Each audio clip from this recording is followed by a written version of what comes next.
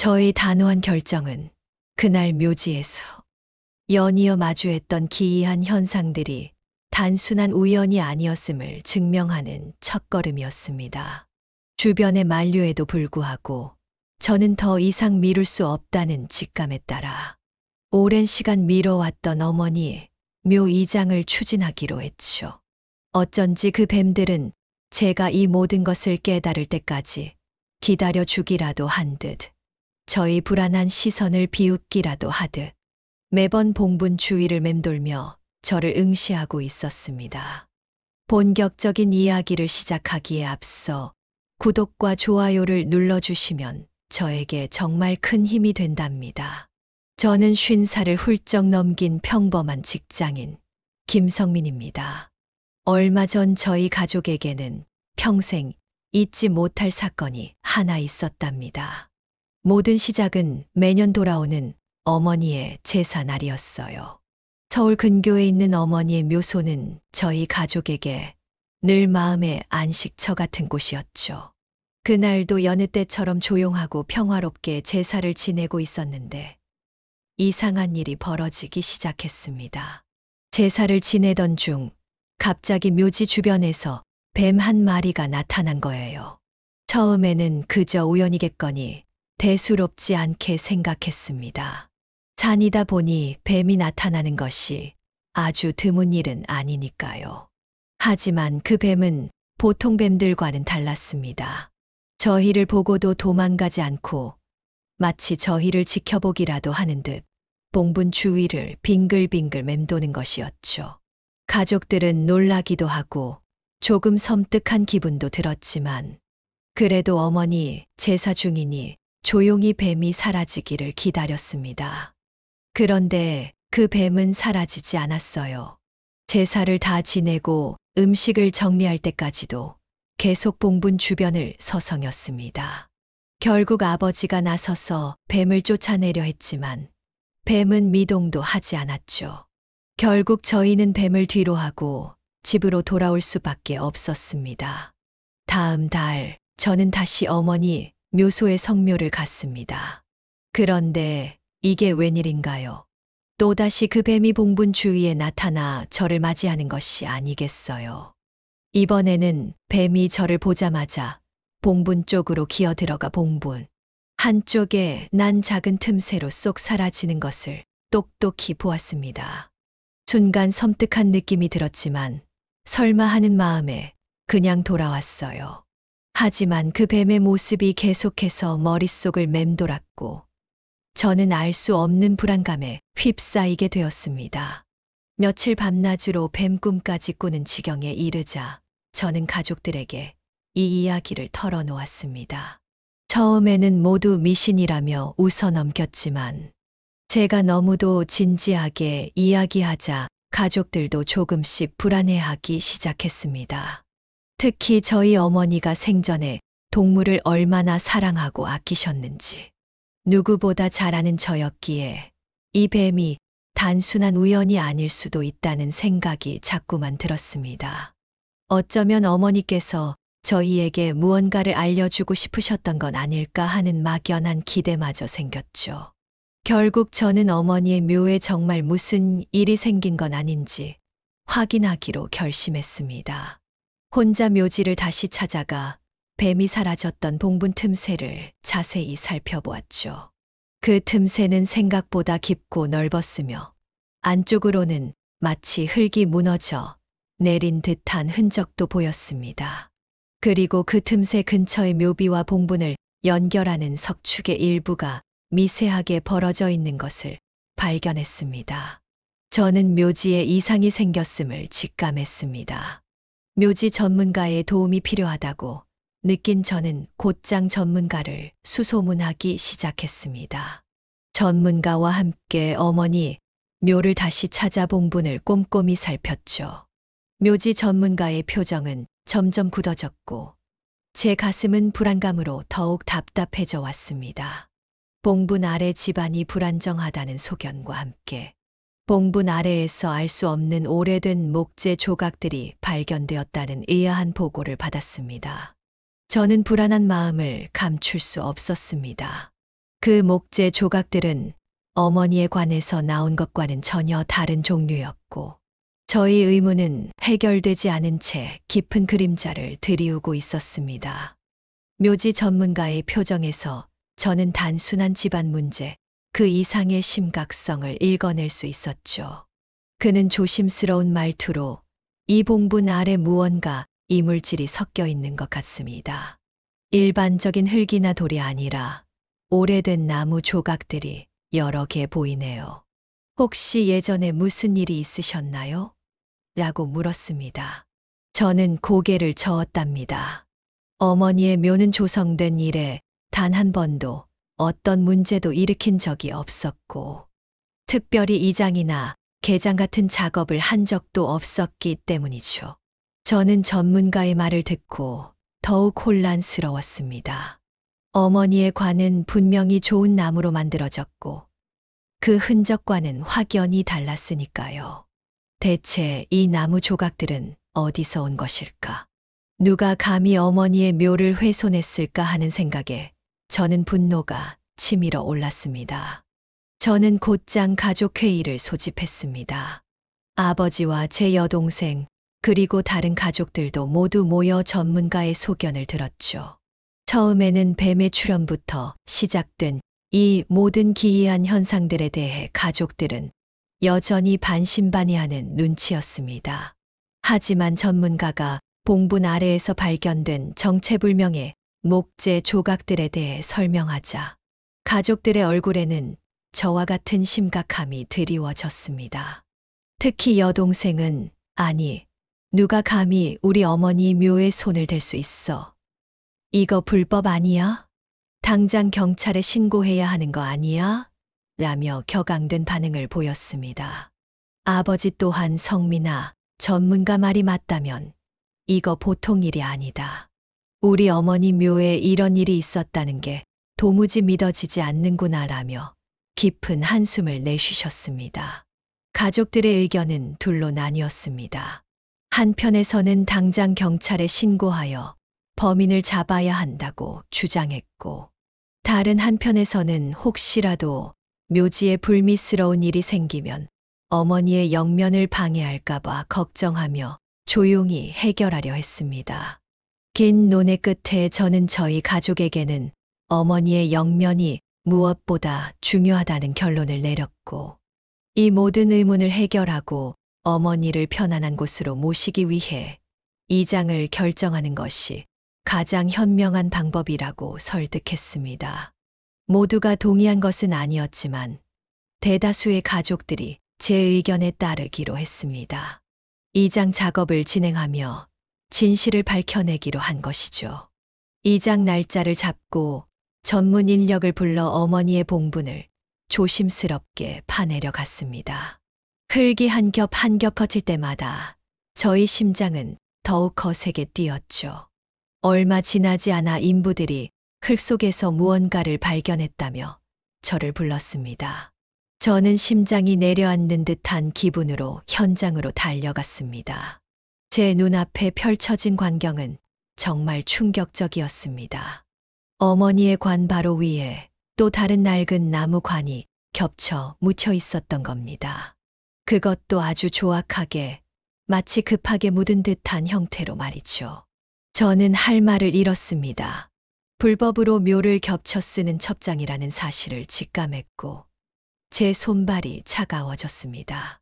상식적으로 도저히 이해할 수 없는 상황이었습니다. 어떻게 이런 일이 벌어질 수 있을까요? 뱀이 나타나 봉분 주변을 맴돌았던 이유, 봉분 아래에서 발견된 정체불명의 목재 조각들. 이 모든 의문이 퍼즐 조각처럼 맞춰지는 순간이었습니다. 저는 인부들에게 작업을 잠시 중단해달라고 요청하고 가족들에게 급히 연락했습니다. 아버지와 여동생이 현장에 도착하자마자 그 광경을 보고는 경악을 금치 못했습니다. 여동생은 눈물을 글썽이며 어떻게 이런 일이, 누가 우리 어머니 묘를 이렇게 만든 거야 라며 울분을 터뜨렸습니다. 아버지는 말없이 떨리는 손으로 겹쳐진 관을 어루만지셨습니다. 그 누구도 이런 상황을 상상조차 하지 못했던 거죠. 저희는 겹쳐 묻힌 관의 정체를 확인해야만 했습니다.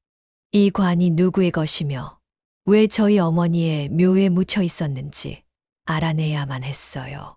그 관 안에는 분명히 끔찍한 비밀이 담겨 있을 것이라는 생각에 저는 깊은 숨을 내쉬었답니다. 저희는 조심스럽게 두 번째 관의 덮개를 열었고 그 안에서 유골과 함께 빛바랜 물건들이 드러나는 순간 저는 온몸에 피가 역류하는 듯한 충격을 느꼈습니다. 관 안에는 하얀 유골과 함께 빛바랜 비단 보자기에 쌓인 작은 나무 상자가 놓여 있었습니다. 상자를 조심스럽게 열자 가장 먼저 눈에 들어온 것은 오래된 흑백 사진 한 장이었어요. 사진 속에는 앳된 모습의 저희 어머니와 함께 환하게 웃고 있는 한 여인이 있었습니다. 그 여인의 얼굴은 낯설면서도 어딘가 모르게 아련한 느낌을 주었죠. 사진 아래에는 누렇게 바랜 편지 한 통이 놓여 있었는데 떨리는 손으로 편지를 집어들자 종이에 바스락거리는 소리가 묘한 적막감을 더했습니다. 편지의 글씨는 정갈했지만 군데군데 번질 흔적이 오랜 세월과 함께 글쓴이의 간절함을 고스란히 담고 있는 듯했습니다. 편지의 내용은 이랬습니다. 성민 엄마에게. 이 편지가 성민 엄마에게 닿을 날이 올지는 모르겠네. 내가 이런 부탁을 할 수밖에 없었던 내 처지를 부디 헤아려 주게. 내 딸 민숙이는 평생을 외롭게 살다 25해를 채우지 못하고 세상을 떠났네. 남들처럼 번듯한 삶을 살지 못하고 늘 병마에 시달리며 겨우 숨만 쉬는 듯 살았지. 민숙이는 마지막 순간까지도 엄마, 나 너무 외로워. 죽어서도 혼자 있기 싫어. 엄마 친구분처럼 자식 복 많고 따뜻한 사람 옆에 묻히면 외롭지 않을 텐데. 하고 속삭였네. 딸의 그 애달픈 소원에 나는 죽는 날까지 마음이 찢어지는 듯 아팠다네. 내 평생 자식 없이 살아왔다가 늦게 얻은 귀한 딸이었건만 민숙이를 보며 나는 죄책감에 시달렸어. 내가 자식이 없어 그리 애를 태웠는데 그 복을 빌려 딸을 얻게 되었으니 내가 평생 자식 복이 많은 성민 엄마 옆에 딸을 묻으면 혹시라도 내 딸 민숙이가 다시 환생하여 건강하고 행복하게 살 수 있지 않을까 하는 어리석고도 간절한 바람에 이 불법을 저지르고 말았네. 정말 천벌을 받아도 마땅한 짓이라는 것을 알지만 자식을 잃은 어미의 심정이란 이성을 마비시키는 법이더라네. 이 모든 사실이 언젠가 드러나면 성민 엄마 가족들이 나를 용서하지 않을 것이라는 것을 잘 알고 있네. 하지만 나는 민숙이를 혼자 둘 수 없었네. 이기적인 어미의 마지막 발버둥이라 생각하고 부디 너그러이 헤아려 주게. 편지를 다 읽은 저는 손이 부들부들 떨렸습니다. 사진 속 여인이 바로 편지에서 언급된 최민숙이었고 편지를 쓴 사람은 민숙의 어머니이자 저희 어머니의 오랜 친구였던 박정자 여사라는 것을 알게 되었습니다. 저희 가족들은 편지 내용을 확인하고는 일제히 분노를 터뜨렸습니다. 여동생은 이게 말이나 돼. 어떻게 이런 짓을 할 수 있어? 우리 어머니 묘를 완전히 망쳐놓은 거 아니야? 이건 명백한 불법이고 당장 고발해야 해. 라며 격분했습니다.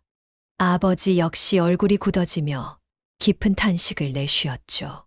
정자 씨가 설마 이런 짓을. 우리 성민 엄마가 생전에 그렇게 아꼈던 친구인데 어떻게 이렇게 뒤통수를 칠 수 있나. 저는 그 자리에 멍하니 서 있었습니다. 제 머릿속은 혼란스러웠습니다. 분노와 배신감이 밀려왔지만 동시에 편지 속 박정자 여사의 절절한 사연, 그리고 외롭게 살다 떠난 민숙 씨의 마지막 소원이 너무나도 처연하게 다가왔습니다. 자식을 잃은 어미의 심정이 얼마나 사무쳤으면 이런 엄청난 불법을 저질렀을까 하는 생각에 마음 한구석이 아려왔습니다.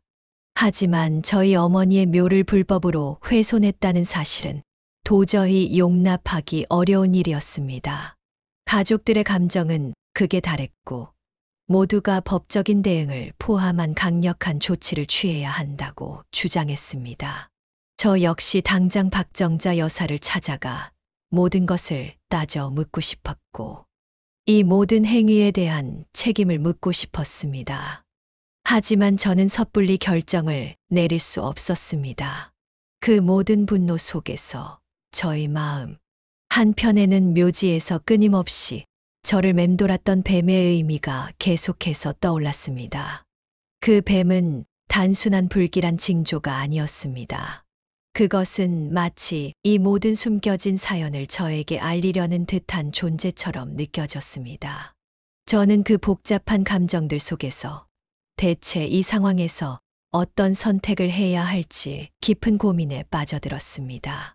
가족들의 분노는 식을 줄 몰랐습니다. 여동생은 오빠, 이건 우리 어머니에 대한 모독이야.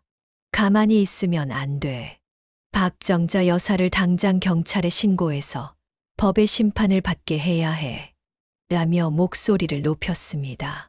아버지 역시 침묵으로 일관했지만 그 얼굴에는 깊은 실망감과 배신감이 역력했습니다.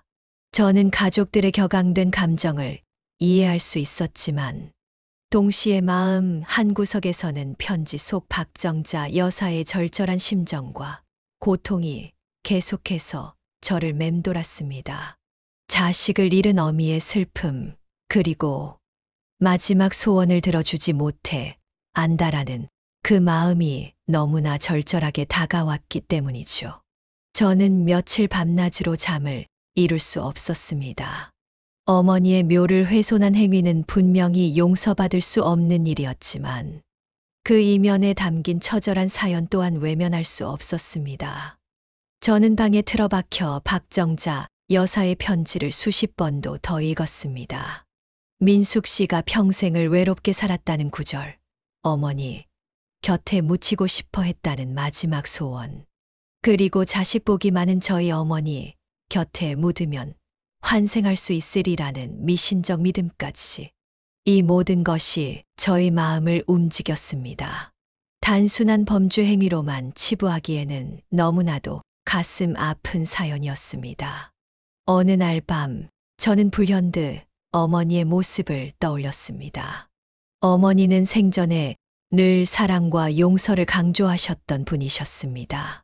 당신을 힘들게 했던 사람들에게도 항상 너그러운 마음으로 대하셨고, 어떤 어려움 속에서도 타인에 대한 연민을 잃지 않으셨습니다. 만약 어머니께서 이 모든 사실을 아셨다면 어떤 선택을 하셨을까 하는 질문이 제 머릿속을 맴돌았습니다. 과연 어머니께서는 친구의 딸을 고발하여 다시 한번 고통을 안겨주셨을까요? 아니면 그들의 아픔을 보듬어 주셨을까요? 저는 문득 제사를 지낼 때마다 나타났던 뱀의 존재를 다시 생각했습니다. 처음에는 불길한 징조로만 여겼던 그 뱀이 어쩌면 이 모든 사연을 저에게 알리고 싶었던 존재가 아니었을까 하는 깨달음이 섬광처럼 스쳐 지나갔습니다.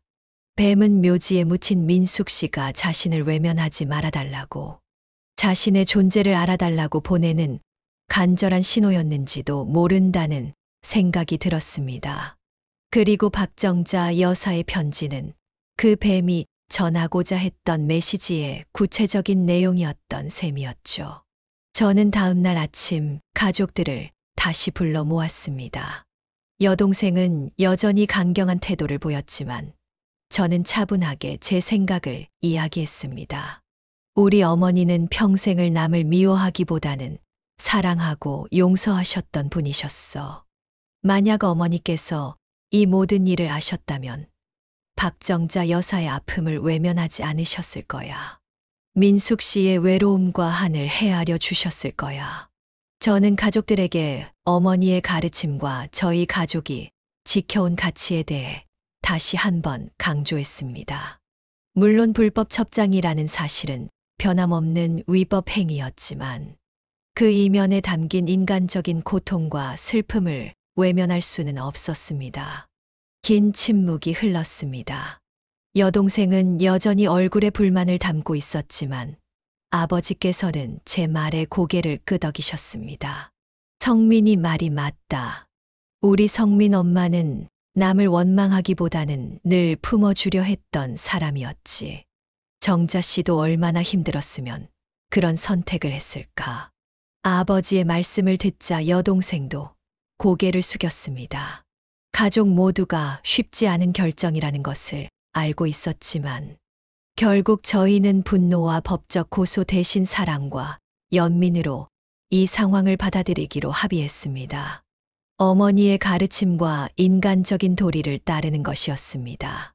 저희는 이 결정을 내리면서도 여전히 마음 한구석에 무거운 감정을 안고 있었지만 이것이 저희 가족이 나아갈 올바른 길이라는 확신을 가지고 있었습니다. 가족들의 동의를 얻은 후 저는 곧장 박정자 여사를 찾아갔습니다. 오랜만에 마주한 여사님은 많이 야위고 지쳐 보였습니다. 저는 숨겨진 관의 이야기를 꺼내기 시작했고 여사님은 제가 모든 것을 알게 되었다는 사실에 몸을 떨며 눈물을 쏟아냈습니다. 여사님은 무릎을 꿇고 성민아, 내가 죽을 죄를 지었다. 내 어머니를 볼 면목이 없다. 하지만 우리 민숙이를 혼자 둘 수 없었네. 용서해다오라며 흐느꼈습니다. 저는 복잡한 심경으로 여사님을 일으켜 세우고 저희 가족이 내린 결정을 말씀드렸습니다. 박정자 여사와 민숙 씨를 법적으로 고소하는 대신 어머니와 민숙 씨가 함께 편안히 잠들 수 있도록 새로운 묘역을 마련하겠다고 말이죠. 여사님은 제 말을 듣고 한동안 아무 말도 하지 못했습니다. 그저 눈물만 하염없이 흘릴 뿐이었죠. 이내 여사님은 제 손을 붙잡고 정말 고맙다. 정말 고마워, 성민아. 너희 어머니의 마음이 너에게도 그대로 흐르는구나. 내 평생 이 은혜를 잊지 않을게라며 진심으로 감사 인사를 전했습니다. 저는 여사님의 진심 어린 눈물 속에서 그동안 쌓였던 모든 분노와 응어리가 스르르 풀리는 것을 느꼈습니다. 그리고 이 결정이 옳았다는 것을 다시 한번 확신하게 되었죠. 저희 가족은 발 빠르게 움직였습니다. 어머니의 묘 가까이에 양지 바른 곳을 새로 매입하여 민숙 씨의 묘를 정식으로 조성했습니다. 묘비에는 고 최민숙이라는 이름과 함께 김성민 가족이 영원한 안식을 빌며 함께 모시었습니다라는 문구를 새겼습니다. 민숙 씨의 묘를 조성하는 날, 박정자 여사님도 함께 오셨습니다. 여사님은 민숙 씨의 묘비 앞에 서서 하염없이 눈물을 흘리셨고 저는 말없이 여사님의 옆을 지켰습니다. 어머니의 유골은 새롭게 정비된 봉분 안으로, 민숙 씨의 유골은 그 옆에 나란히 놓인 새로운 관 안으로 조심스럽게 모셔졌습니다. 이제 어머니와 민숙 씨는 진정으로 한 공간에서 영원한 안식을 누리게 된 것이었습니다. 놀라운 일은 그 이후부터 벌어졌습니다. 묘역을 정비하고 몇 주가 지났을 무렵 저는 다시 어머니 묘를 찾았습니다. 예전에는 묘지 주변에서 불길하게 느껴졌던 뱀은 더 이상 보이지 않았습니다. 그 대신 묘역 주변에는 형형색색의 나비들이 꽃들 사이를 유유히 날아다녔고 이름 모를 들꽃들이 흐드러지게 피어나 화사한 풍경을 연출했습니다. 묘지 전체가 평화롭고 따뜻한 기운으로 가득 차 있었죠. 마치 어머니와 민숙 씨가 서로를 의지하며 편안히 잠들어 있다는 것을 알려주는 듯한 느낌이었습니다. 그때 이후로 저희 가족은 매년 어머니 제사 때마다 민숙 씨의 묘에도 함께 제사를 지내고 있습니다. 박정자 여사님도 빠짐없이 참석하시어 저희와 함께 제사를 올리시곤 합니다. 이제 민숙 씨는 더 이상 외롭지 않게 저희 가족의 기억 속에 따뜻한 존재로 함께하게 되었습니다. 처음에는 저를 혼란에 빠뜨렸던 뱀의 출현, 그리고 충격적인 첩장의 진실은 결국 저희 가족에게 사랑과 용서, 그리고 인간적인 연민의 가치를 다시 한번 일깨워주는 계기가 되었습니다. 저희는 이 사건을 통해 타인의 아픔을 이해하고 품어주는 것이 얼마나 중요한지 깨달았습니다. 이제 어머니의 묘는 물론 민숙 씨의 묘까지도 저희 가족에게는 진정한 안식과 평화의 공간이 되었습니다. 저희 가족의 이야기가 여러분에게도 작은 울림이 되었기를 바랍니다. 여러분의 소중한 의견을 댓글로 남겨주시면 감사하겠습니다.